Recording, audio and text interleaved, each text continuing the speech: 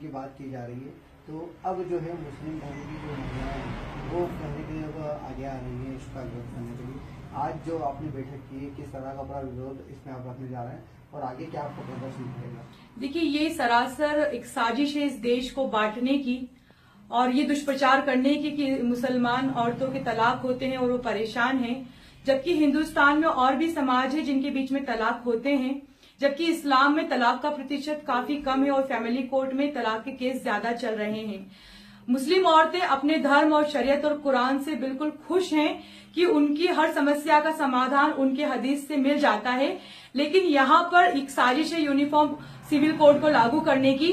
ये देश विभिन्न संस्कृतियों और धर्मों को एक साथ लेकर चलने वाला देश है और हमें अपने धर्म का पालन करने का अधिकार इस देश के संविधान ने दिया है। तो मैं नरेंद्र मोदी जी से कहना चाहती हूं कि पहले जसोदा बहन को अधिकार दें।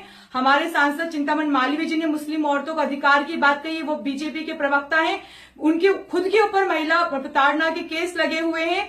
तो इस तरीके से जो लोग स्वयं महिलाओं को सम्मान नहीं दे पाए हैं वो मुसलमान औरतों के सम्मान की बात नहीं करें, क्योंकि हमारी मुस्लिम औरतें, हमारा समाज और जो जिस तरीके से इस्लाम है वो खुद सबसे ज्यादा अधिकार और सम्मान देने के काबिल है कि ऐसे लोगों को शोभा नहीं देता है जो अपनी खुद की पत्नी को बगैर तलाक के छोड़ देते हैं और मुसलमान औरतों के अधिकार या हक की बातें करते हैं। मुस्लिम धर्म के जो जानकार है, जो इस्लाम इमाम या हाफिज जो लोग हैं, वो कहीं न कहीं इस अधिकार का सम्मान कर रहे हैं कि इसमें बदलाव होना चाहिए।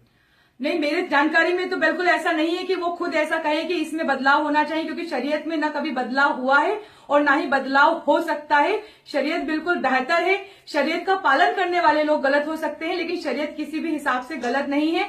हाँ, औरतों को उनके अधिकार के लिए अवेयर करना चाहिए। ये काम मौलवियों का, इमाम का है कि वो आगे आए और औरतों को उनके अधिकार सिखाएं कि किस तरीके से तलाक होता है और उनके क्या अधिकार हैं। ये सारी जानकारियों को बढ़ाने की जरूरत है, लेकिन ये देश का मुद्दा तलाक नहीं होना चाहिए। देश का मुद्दा चाय, गाय और अब तलाक पर आकर अटक गया है। अगर हमें औरतों के अधिकार की बात करना चाहिए तो हर धर्म की औरत के अधिकार की बात करना चाहिए। मुस्लिम इस तरीके से मुस्लिम तलाक को फोकस नहीं करना चाहिए। आप 3 तलाक का जो कानून है उसको स्वीकार करते हैं? जी बिल्कुल, हम लोग 3 तलाक के कानून को स्वीकार करते हैं। मुस्लिम पर्सनल लॉ बोर्ड का जो कानून है उसे स्वीकार करते हैं। हदीस, शरीयत और कुरान पर चलने वाले कानून को हम स्वीकार करते हैं। यदि आगे सत्ता के दबाव में भी कुछ बदलाव करने की स्थिति बनती है तो क्या विरोध रहेगा? देखिए, ये विरोध तो मतलब बहुत बड़े तादाद में हो जाएगा। 17 करोड़ मुसलमान इस देश में रहते हैं और तुगलकी, फरमान, तानाशाही इस देश में नहीं चलेगी। हम हर धर्म के लोगों को अपने धर्म के हिसाब से पालन करने का अधिकार है और इस अधिकार को छीनने की ताकत न इस वर्तमान सरकार में है, न नरेंद्र मोदी जी में है, न किसी में है।